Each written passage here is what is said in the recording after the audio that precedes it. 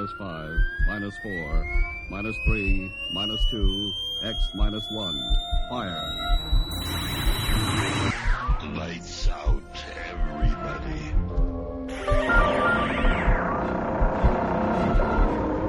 The creaking door. Dimension X. Inner Sanctum Mystery. X minus 1. Dark fantasy.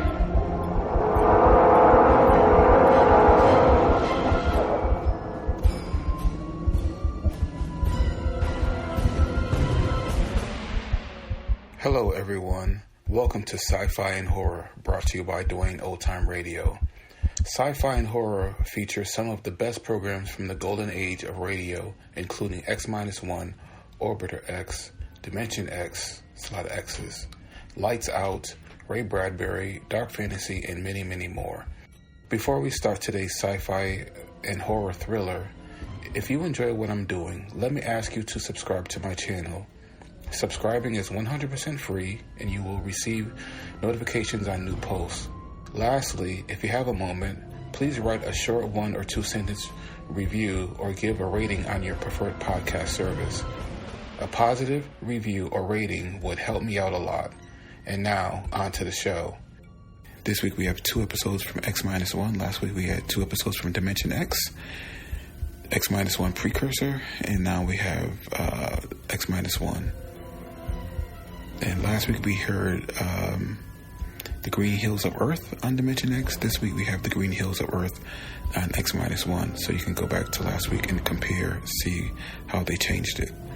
This is the 8th episode from X-1, July 7th, 1955. And then we have Dr. Grimshaw's Sanitarium, their 9th episode, July 14th, 1955. Countdown for blast off. X-5, 4, 3, 2, X-1, fire.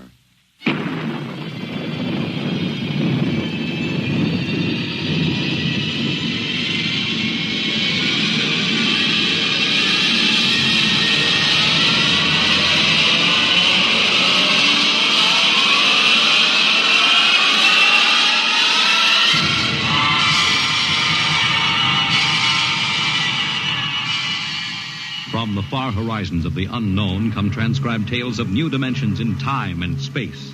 These are stories of the future, adventures in which you'll live in 1,000,000 could-be years on 1,000 maybe worlds.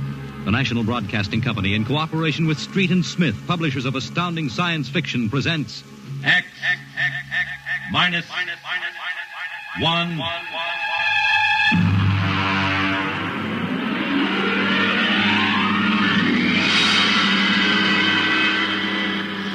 Tonight's story, The Green Hills of Earth.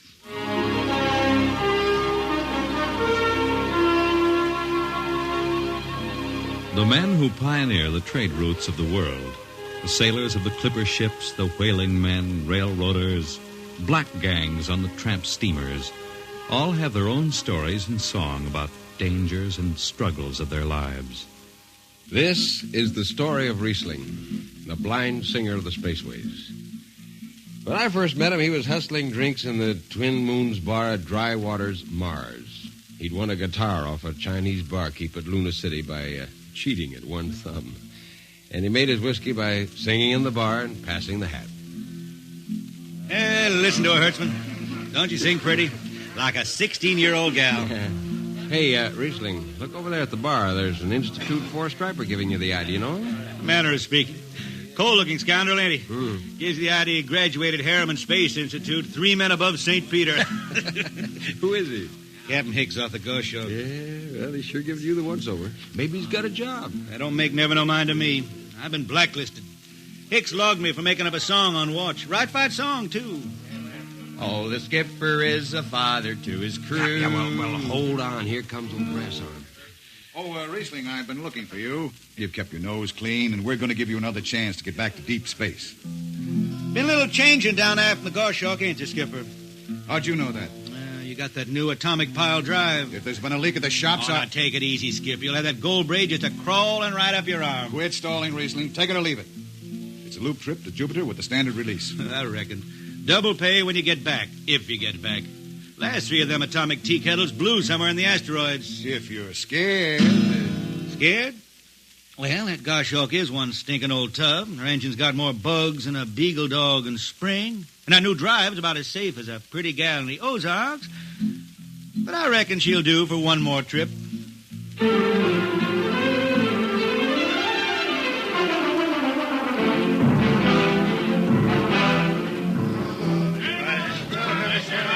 Welcome home, Riesling. Hi, Jimmy Legs. Meet my friend Hertzman. He can't hold his liquor no more than a sieve, poor boy. Riesling, you sober enough to sign the book? Drunk or sober, I make my mark. Stand aside. 3 X's? Took me a middle name. Ha, ha, ha. You two lay below. And Hertzman, Yeah? get him sobered up before the skipper makes rounds.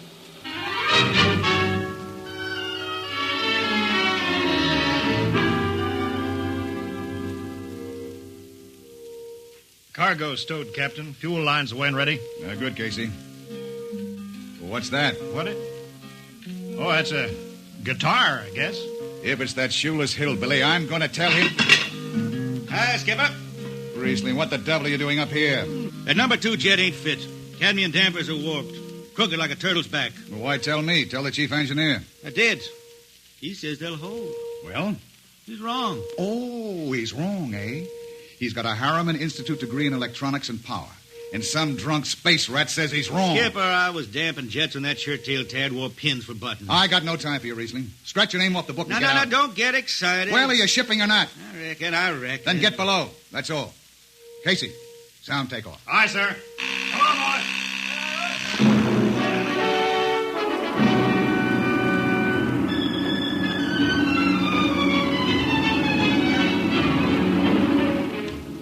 On a Hawk-class clunker in those days, damping was done by hand with a multiplying vernier and a danger peeper. Jetmen slept with one ear tuned to that, and as long as the peeper ticked off slow and steady, we knew the ship was safe. For a while. Riesling, you better stow that guitar. If Jimmy Legs catches you, you'll blow a gasket. Don't worry, I could damp this tea kettle in my sleep. How's number 2? All right, so far. Say, did you ever hear that song about Hicks? The one that got me blacklisted? Oh, the skipper is the father of his crew. A gentle guide and light to me and you.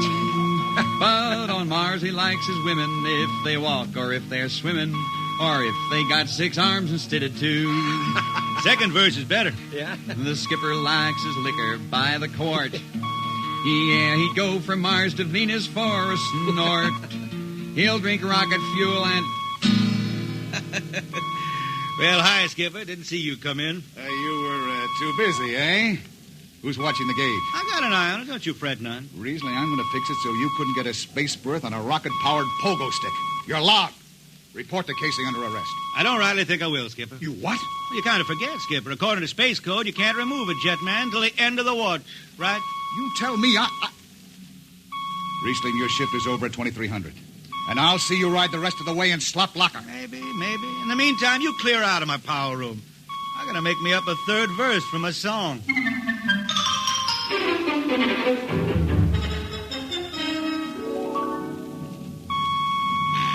Yeah, I got it. Power room. Damp number 2 a point. Number 2, I... Hold on, Hertzman. Jimmy Legs, is that force-drive boil up there? Give me that, Casey. Riesling, I've taken about enough from you. And I got a little news for you, Skipper. Number 2 jet is bulging like a fat lady in a satin skirt. Listen, you clown. Damp number 2 a point. Why, sure. Look out, Hertzman. I'll take it. You watch the gauge. Now. He's riding easy here. It's bucking a little. What? Riesling, hit the emergency! All right. She won't damp. It's that warp. Yeah. There go the lights. Duck her. Duck. Riesling! Stay down behind the baffle. I've got to take a look. It's ready, right? Look out. I've got to fish the hot stuff out of the tube. What's going on down there? Shut up, Jimmy Legs. I'm busy. She's tight now. What happened? Number 2, Blue, you lunk-headed space rat. You all right? Ah, a little sunburn. Lights are gone. What's the matter with the emergency circuits? Riesling, Jimmy Legs, get some lights down here. It's dark. Get the emergency light on. But they're on, Riesling. They went on right after the blast. The lights are on. What are you talking about? It's dark. Jimmy Legs! Jimmy Legs, turn on the lights. Turn on the lights.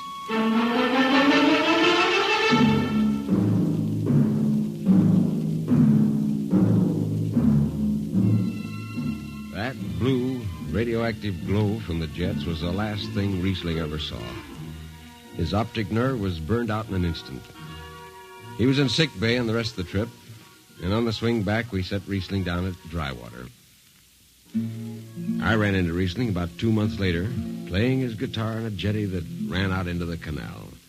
He had a dirty rag tied over his eyes with a jetman's knot, and his hat was on the wharf beside him. And when he finished, we walked out along the canal. Yeah, I'm doing right fine. Working saloons mostly. But I've been thinking some funny songs, Hertzman. The words come out different than they used to. Come on along the canal with me. Sure. Here, take my arm. I know the way. That's another funny thing, Hertzman. I figure I know it better than other folks. Look back there, towards the city. What do you see?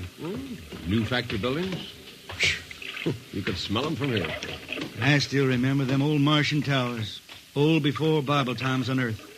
Thin and graceful like the fairy palaces my old grandma used to tell about down home in the hills. Yeah, they torn them down now, or else blocked them up with cinder blocks. Hertzman, when I stand out here in the canal, I can see it the way it used to be. The water ice blue with the stars shining up out of it. Way off there, the city with the towers sweeping up like a bird flying off a tree. I can see it. Now it's the dirtiest stinkhole in the system. Not to me. Listen, Hertzman. Won't tire the race that raised the towers, forgotten are their lords. Long gone the gods who shed the tears that lap these crystal shores. Slow beats the time-worn heart of Mars beneath this icy sky. The thin air whispers voicelessly that all who live must die. You look that up? I can't figure it myself. I never put words together like that before. I reckon it's just I got time now to study the words and shine them up in my head till they sing true. Why don't you go home, Riesling? Home? Earth. I've been thinking about that, Hertzman. When I was a young'un down in the Ozarks, I used to climb a big old oak tree my daddy had in the dooryard. You could see the hills for miles, green and cool. I've been thinking about that. Well, why don't you go back then? Someday, Hertzman, but I couldn't face those hills now. I couldn't stand to see black when I knew they was lying all around me, cool and green in the sun. I couldn't stand that. Yeah. Well, let's get back to town, Hertzman. I made $3.50 Martian today, and I'm all set to drink it down before dawn. Come on.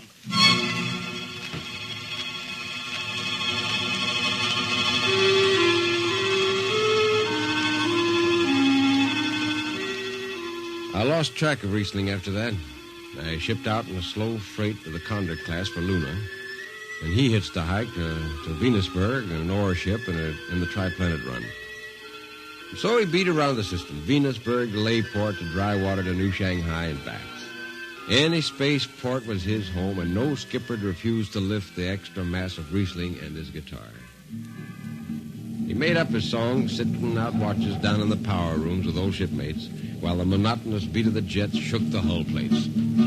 Hear the jets. Hear the jets. Hear them snarl at your back when you're stretched on the rack. Hear the jets. Feel the pain in your ship. Feel a strain in your grip. Hear the jets. Feel her rise, feel her drive, straining steel come alive on her her jets. On her jets.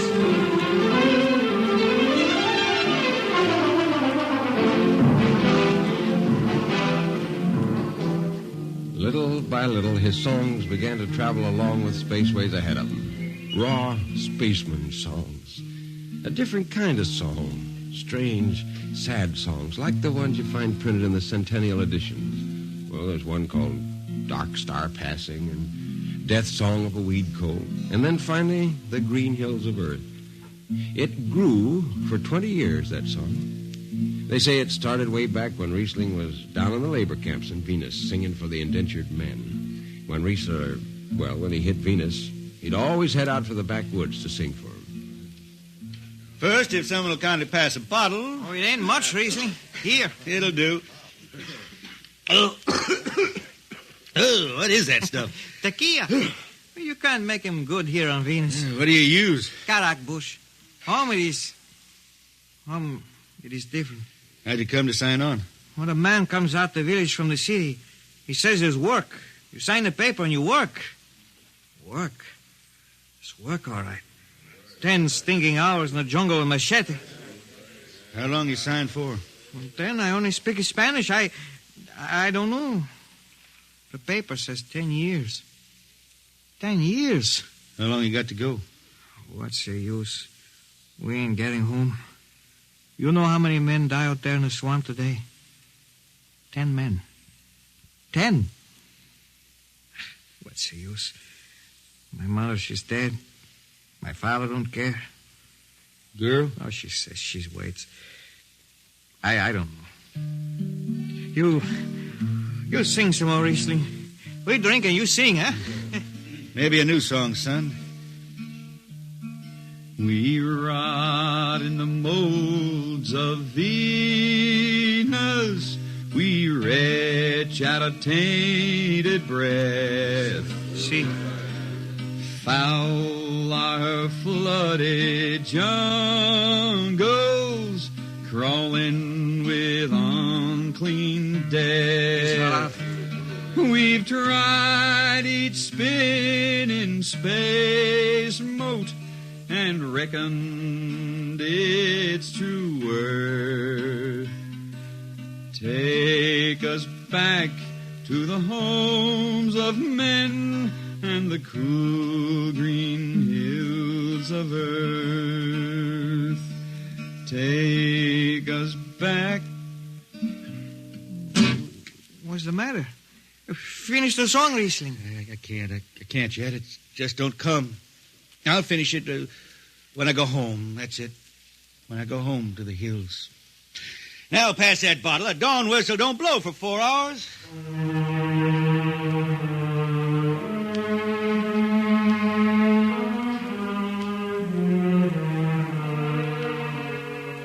That's where the Green Hills started.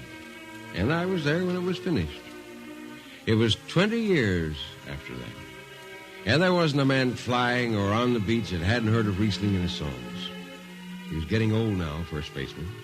He was a familiar figure through the system. Tall, gaunt, with that dirty bandage tied across his blind eyes.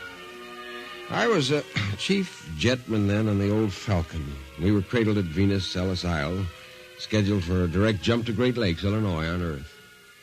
I was checking in Dunwich when Riesling felt his way up the gangway and came through the lock. Hey, Riesling! Who's that? Mike Hertzman. Hertzman? What are you doing on this old hog boat? Well, I figured I'd ride it back to Earth. Earth? You going home, Riesling? I thought you were never going to make that run. What changed your mind? Oh, I've been hankering to set foot in the Ozarks again. Yeah, how about those hills? Yeah, I've been singing about them so long now, Hertzman. I got to finish the song. I got to set foot in the dooryard and hear the wind through that oak tree. It's about the last thing I'll be doing. I got to get home before... Look, Riesling, there's a new company policy in effect now. No more deadhead rides. A new code book's in force. Oh, that don't bother me none. I'm riding her back to Earth. I'm going to finish my song. It's got to be there. Yeah, but the skipper's one of them youngsters fresh out of Harriman Institute cadet training. He'll throw the book at you. At me? I've been around space as long as Haley's Common, Brewster's Ridge. I'm going back to Earth. Ooh, green hills of Earth. I'm going home. All secured, Hertzman? Yes, sir. What are you doing here? This is Riesling, Captain. Riesling, huh? I'm dragging it back to Earth, Captain. Not in this ship. Shake a leg and get out of here. Oh, now, Captain, you wouldn't begrudge an old man a trip home. I can't do it. Space Precautionary Code Clause 6. Now, come on, clear out. Well, now, look, Skipper, you can slide me by onto the distressed spaceman's coals in that code book. Distressed spaceman, my eye. You've been bumming around the system for 30 years. Oh, Skipper, you're making me do something I never done to no one before. I'm an old man. An old blind man. I want to go home. I never crawled in front of a force drop in my life, but you got to let me drag home. The law says a man's got a trip coming to him, and you can stretch for a poor old blind man. Now, can't you? You got to, Skipper. All right, you old space rat, but keep out of the way. I run an efficient ship, and I don't want any trouble. Oh, no, sir. No trouble. I'll just lay down to the power room. I'd kind of like to be near the jets when they blast off for Earth.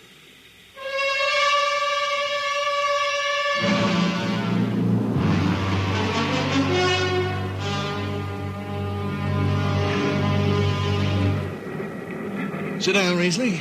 Take a load off your feet. Hey, thanks, Mac. Power room, fire 3. Aye, sir.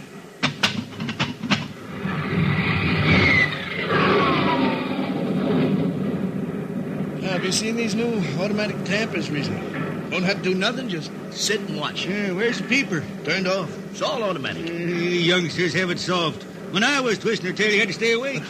You got the old hand-damping plates on? Oh, but the links, I unshipped them. They cover up the dials. You might need them. Oh, the automatics handle everything. Well, you're finally going home, Riesling, huh? Won't seem the same out past the moon. Yeah, I've been waiting for this a long time, Mac. It's going to be good to get home, you reckon?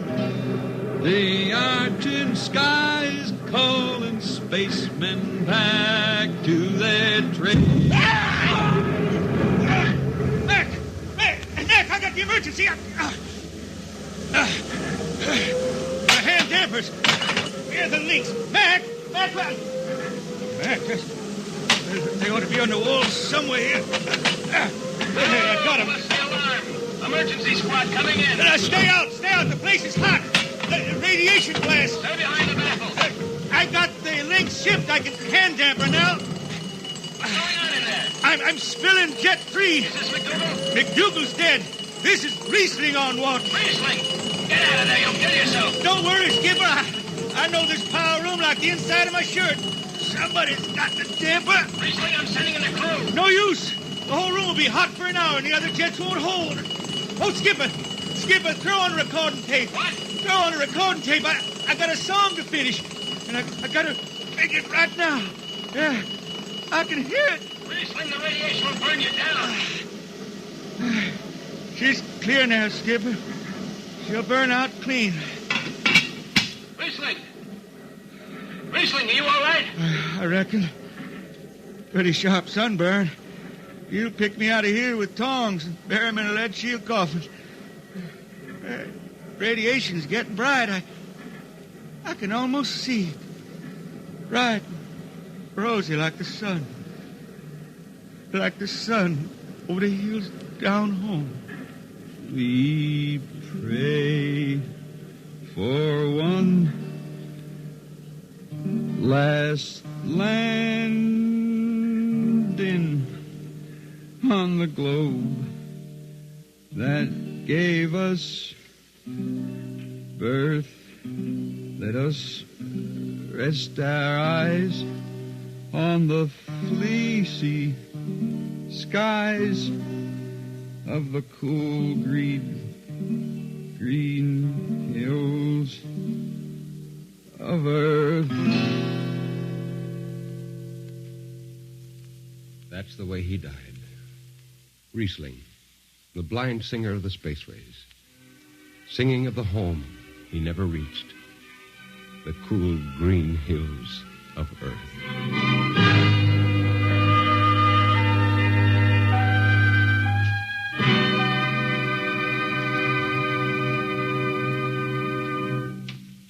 You have just heard X-1, transcribed by the National Broadcasting Company in cooperation with Street and Smith, publishers of astounding science fiction. Tonight's story, The Green Hills of Earth, written by Robert Heinlein and adapted for radio by Ernest Kenoy. Featured in the cast were Ken Williams as Riesling, Nelson Almstead as Hertzman, Matt Crowley as Hicks, Wendell Holmes as Casey, Bill Griffiths as Rodriguez, Bill Lipton as the skipper, and William Zuckert as McDougal. Original music for Riesling songs was written and sung by Tom Glazer. Your announcer, Fred Collins. X-1 was directed by Fred Way and is an NBC Radio Network production.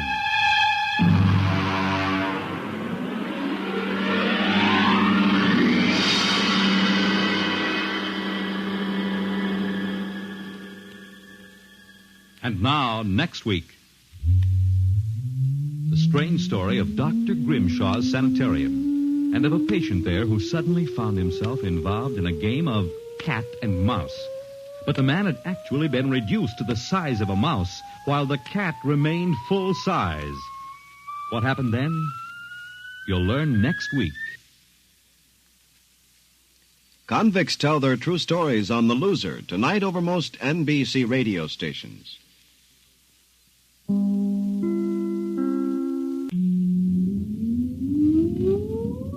Countdown for blast off. X-5, 4, 3, 2, X-1, fire.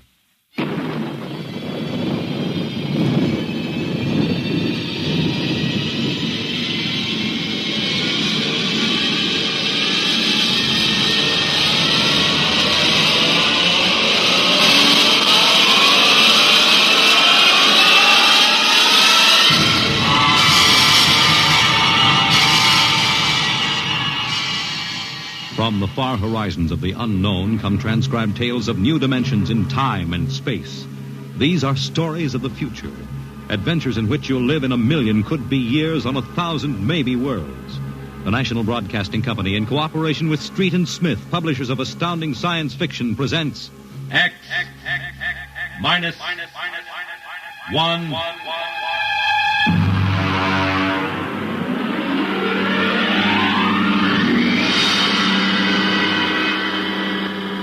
Tonight's story, Dr. Grimshaw's Sanitarium.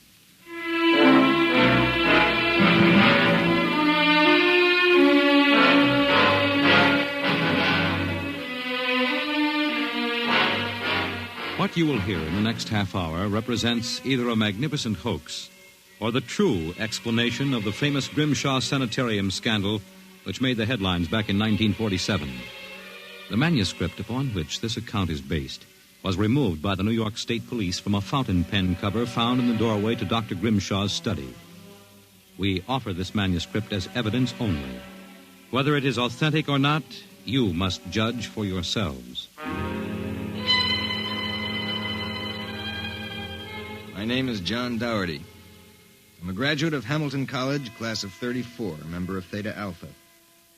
I'm one of those fools who wanted some excitement in life, so instead of going into my father's shoe business, I became a private detective. These are facts. You can check them if you like. The rest of what I write here is so fantastic that I don't expect it to be believed. If anyone should find this manuscript and read it, all I ask is that you notify Miss Millicent Armbruster of 299 Wallace Avenue, Buffalo, that Johnny Dougherty is dead. On the evening of July 1st, Miss Armbruster and I were driving to a wedding. Not our own, although I wish it had been. It was Sunday, and in order to avoid traffic, I took the Old Mill Road, a single-lane dirt affair that runs past the Gowanda Cemetery. Johnny, aren't you going too fast? Not for this road. There isn't a thing around except some tombstones and... Johnny, the gate to the cemetery. Well, what about it? That hearse, look out! Look out! We skidded for about 20 feet and slammed into the back of the hearse. The two rear doors buckled and snapped open. It was a freak. A huge oak coffin with brass handles tipped up and began slowly to slide back toward us. Oh, how horrible. You stay right here, baby. You okay, Mac? You don't pay much attention to speed limits, do you, Jack? Now, look, let's not get hung up on who was right and who was wrong. I was going too fast, and you were traveling without lights after dark. Let's see your driver's license. Right here. Oh. Private eye, eh? Now, if you don't mind, who does this joy wagon belong to? Gowanda Funeral Service. It's being rented to Grimshaw. Who? Grimshaw from the private sanitarium. Mind if I ask what you were doing after dark coming out of a cemetery with a wooden kimono? We're moving one of Grimshaw's patients to a new grave. They always travel like this? Look, Hawkshaw, how about skipping the 3rd degree and giving me a hand getting this box back in the wagon? A pleasure. Better screw on that cover again. It's going to slide off. Let's get it in the hearse first. Okay, Junior. You get on that end. Okay. You ready? Yeah, lift. Now just slide it. Oh, brother, who's in there, King Kong? Look out for the cover. I told you that would happen. What's the guy's name, Junior? Oh, why don't you ask him, Sherlock Holmes? A real wise guy, huh? I've got half a mind to report this accident. Yeah, well, go ahead. See where it gets you. Now, if you'll pardon me, I'll deliver the body.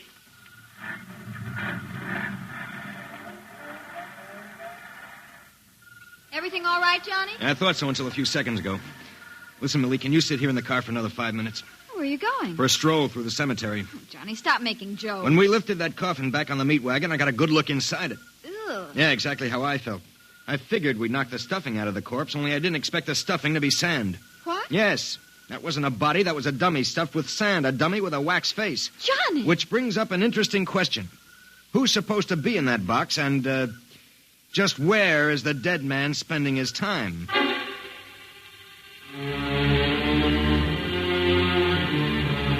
Sometimes in my business, when things drop off, you have to go out and, dig up new clients. My next case was a gentleman named Harlan Ward Sr., a wealthy automobile manufacturer. I'd gotten his name off his son's tombstone.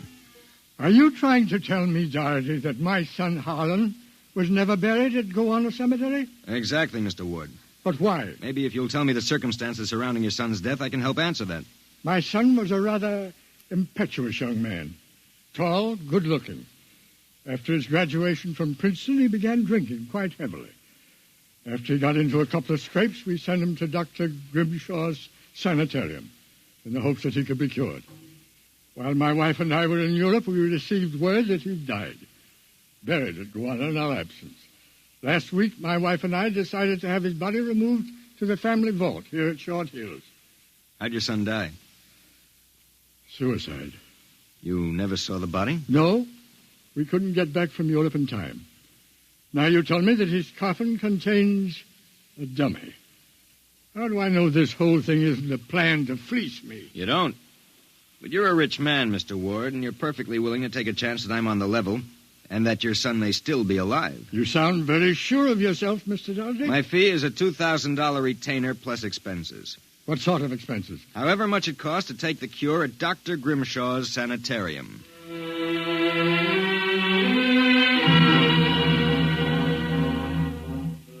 Dr. Grimshaw's sanitarium was just outside Gowanna. Most of the cases were nervous breakdowns and alcoholics. I committed myself as a dipso, and just to make it convincing, I stopped at 5 or 6 bars on the way over. I was interviewed by Grimshaw himself, a small man with a fringe of white hair. You understand, Mr. Doherty. That's not my real name, of course, social reasons. We understand. Our paid clientele is very select, and our rates are very high. You'll be paid in cash and in advance, Dr. Grimshaw. How long does a cure usually take? That, of course, depends on the degree of alcoholism. This is my assistant, Dr. Boyner. How do you do? How do you do? We are accepting Mr. Doherty as a patient. Better place him in the ward with Mr. K and Mr. Creaky. Mr. K is a long-term patient, Mr. Doherty, a highly intelligent man, formerly a professor of plant pathology. Mr. Creaky suffers mild delusions. I think you'll find him rather amusing.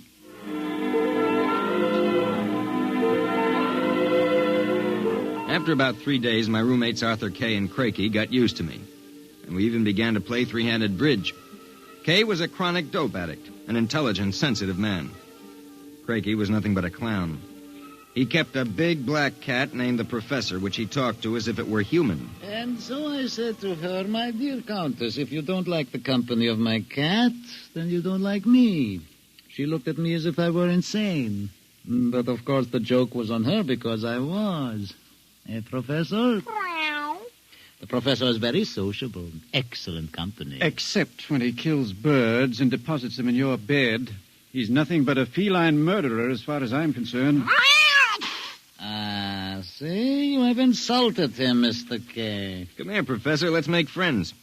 How about giving me your paw? Oh! Scratched me, you black devil. You insulted him. You hurt his feelings. Well, just keep him away from me. It will be a pleasure. I would advise you not to insult him again. Good afternoon and evening. Is he always as nuts as that? Ever since I've been here. What's his problem? Manic depressive. And a little paranoid, too. How long have you been here, Arthur? At Grimshaw's 2 years. I left for a while, but I couldn't stay away from the junk, so I committed myself again. Did you, happen to know a patient here named Harlan Ward? Why do you ask that? Did you know him? I met him socially a few times. I understand he died here. So the newspapers said. I wouldn't know. Suicide, wasn't it? Was it? You're being pretty careful, aren't you? Mr. Doherty, what would you say if I were to tell you that I don't believe Harlan Ward is dead? What makes you so certain? He used to share this room with us. He slept in the same bed you now use. I see. He was an alcoholic, doing quite well, too, from what I could observe. We all expected him to go home soon. Then one evening he had a violent fight with Crakey. Crakey accused him of snooping or something. Later that night, Grimshaw and Voyner took him out. Where? Where they take all the special treatment cases to the charity clinic. It's that small building on the other side of the stone wall. A few days later, we read about his death. Suicide, they said. Just what makes you think he's still alive, Arthur? This?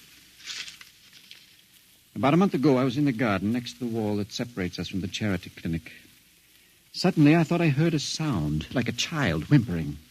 It stopped. And a moment later, this note came over the wall, wrapped around a stone. What's it say? Help me, for God's sake, Harlan Ward. Arthur, how would you like to have some fun? Like what? Like sneaking out tonight and going over the wall to the charity ward? What do you say? It would break the monotony a little. I suppose there's no real harm in it. Of course not. I'd go alone, but I'll need help scaling the wall. Will you do it? All right. I'll go with you.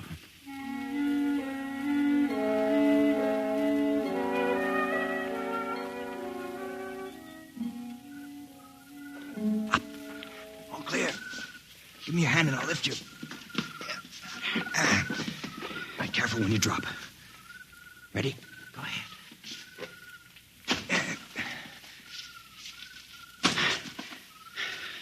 There's a charity building over there, the one with the lights in the basement window. Come on. Let's crawl over. Maybe we can see something.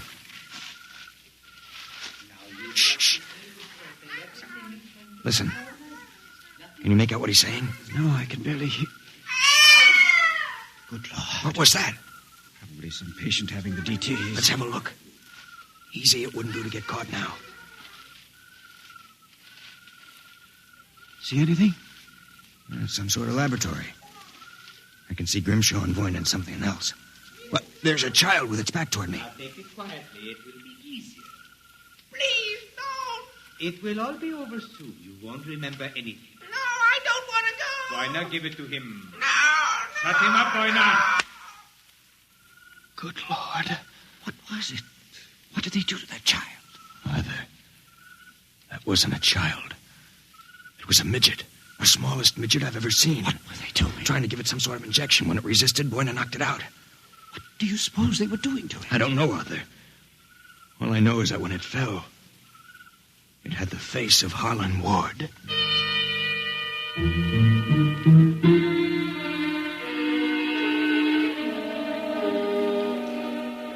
All the way back to our room, my brain was working like some frantic pinball machine. Only the score somehow wouldn't add up. The pieces were there, all right. A crazy old doctor, a brutal assistant, a private sanitarium, and a midget with a dead man's face. I thought that when I got back to our room, I'd have some time to think about it. I'd forgotten about our friend, the happiness boy, Count Crakey. So, I've caught you. Fine, you've caught us. Now how about crawling back into the woodwork like a good little count? Where were you? Mink hunting. Arthur and I like to go mink hunting at night. You make fun of Count Creaky? I shall report you to Dr. Voyner. You'd better not if you know what's good for you. So, you threaten me? Me, Count Creaky? I shall scream for help. Help! Did you hurt him? Just knocked him out. What do we do now? Put him to bed. Hope that when he wakes up in the morning, he's forgotten the whole thing. And if he hasn't? He's too crazy for them to take seriously anyway. Come on, let's get him back into bed.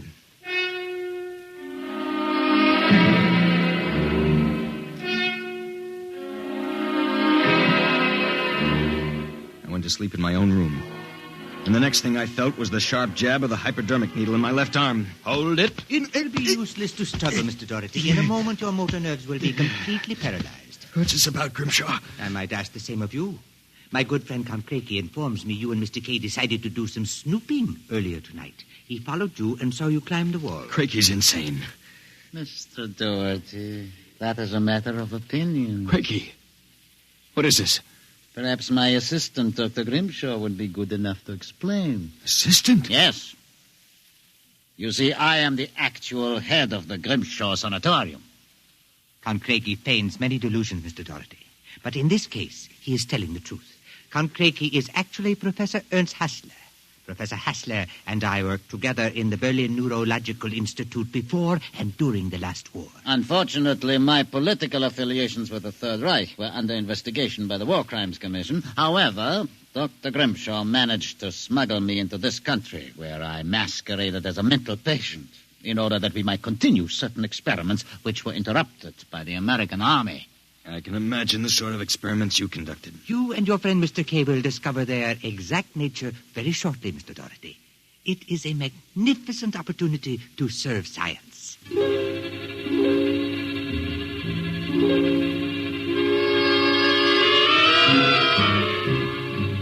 passed out. And the next thing I knew, I was coming to in a different room and hearing the voices of Voyner, Grimshaw, and Creaky, as if from a great distance. Pituitrin.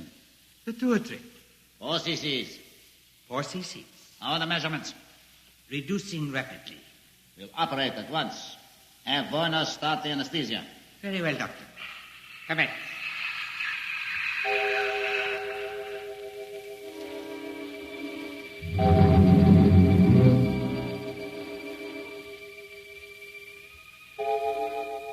When I came to again, I had a blinding headache. I began to wonder if Creaky and Grimshaw weren't doing something to drive me insane, because I lost all sense of perspective. The room seemed to grow in size. I don't know how much time passed, but one day Creaky came into the room with a bundle in his arms about the size of a newborn baby. The bundle was my friend, Arthur Kay. And worse yet, I was exactly the same size that he was. Let me out of here. Let me out. Allow me to congratulate you, gentlemen. How are you feeling? You dirty monster. I'm disappointed, gentlemen. Do you not feel privileged to be a part of an experiment that will place me at the very top rank of the world's endocrinologists? What are you doing to us, you madman? It has long been established, gentlemen, that dwarfism and giantism result from injury to or malfunction of the pituitary and thyroid glands. The interlock between these glands was thought to be a hormone. I have discovered that this was incorrect. It was an enzyme. An enzyme I isolated some years ago. I was well on the way to synthesis in Germany when the surrender interrupted me. The interruption also limited the number and type of subjects on whom I could experiment. I was forced to find others. Such as Harlan Ward? Mr. Ward was only a control experiment. I suppose you planned the same for us. No, gentlemen. For you, I have reserved a special privilege. You, gentlemen, will be the first to test the full effects of the enzyme. In short, I intend that you, Mr. Kay, and you, Mr. Doherty, when the experiment is completed, will emerge as perfectly healthy, normal individuals. Except, of course, that you will be only 5 inches tall.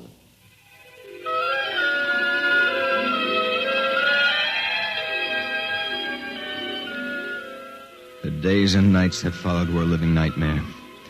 A nightmare from which Arthur and I awoke for brief periods to find ourselves in a strange new world. A huge, frightening world where everything seemed enlarged 100 times. When we finally emerged, we found ourselves imprisoned in a tiny mouse cage. Judging by the relative size of things, We could not have been more than 5 inches tall. Now we realized the experiment was at an end.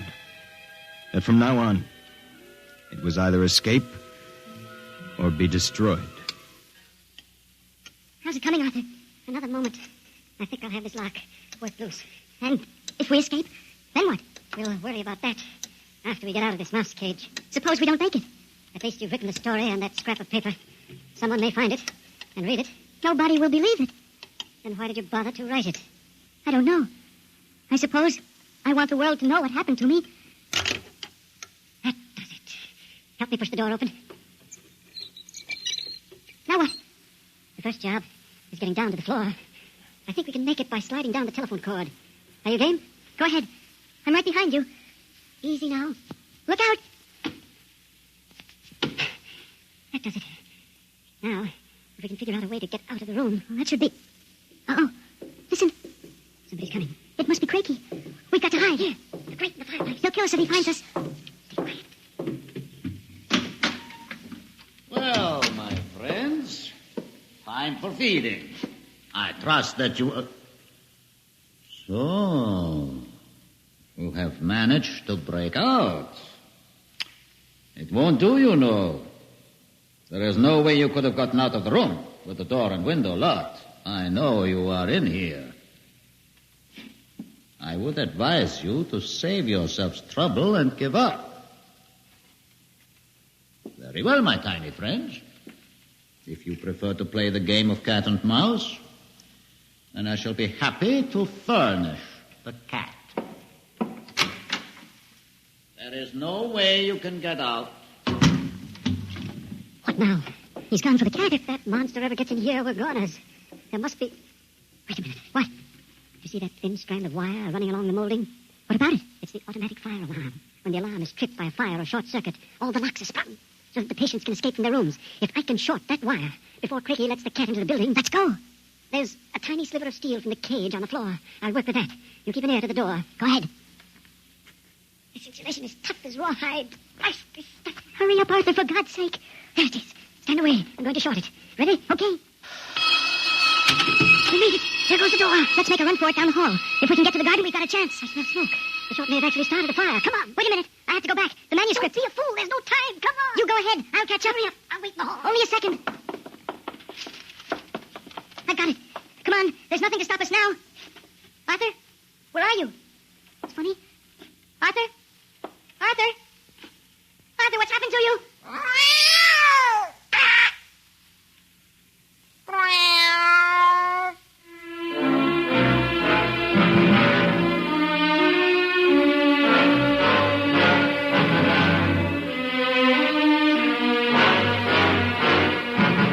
This is the record found in a fountain pen cover in the burned-out hallway of Dr. Grimshaw's sanitarium.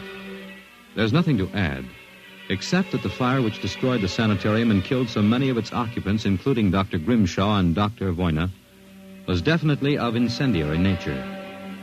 It is believed by the fire chief that some small creature, possibly a mouse, chewed the insulation off the wire and short-circuited the system. The two patients, John Doherty and Arthur Kay, vanished completely after the fire, and their remains were never found. Whether the manuscript which you have just heard is authentic, or whether it was the work of one of the more demented inmates of the sanitarium, we leave to your judgment.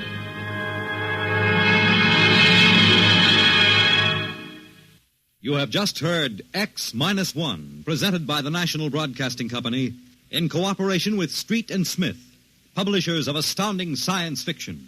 Your announcer, Fred Collins. X-1 was directed by Fred Way and is an NBC Radio Network production.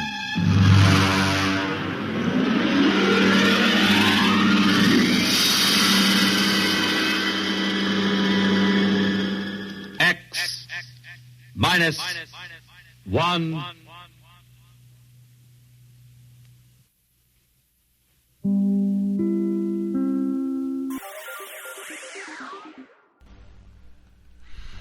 Thank you for listening. If you enjoy what I'm doing, I ask you to please subscribe to my channel or channels.